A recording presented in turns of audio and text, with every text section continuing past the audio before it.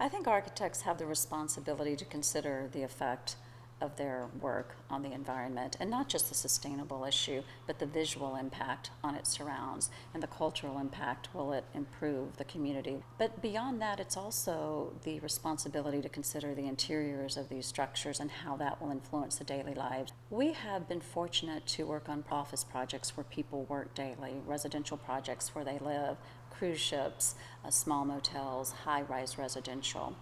In order to consider the nuances of the interior and how that's meaningful, and to understand what structure should be built, you really have to think about the whole thing. You can't think about the building in isolation from the experience inside the building, in isolation from approaching the building and leaving the building.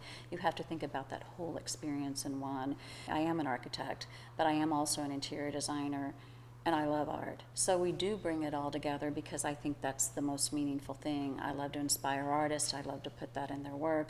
I love to work with a structural engineer to create the most efficient structure we can get in that building. And I love to work with the mechanical engineers to get the air conditioning perfect so that everything is working in sync. Nothing should be considered by itself. It's like a musical score. Every single note is important.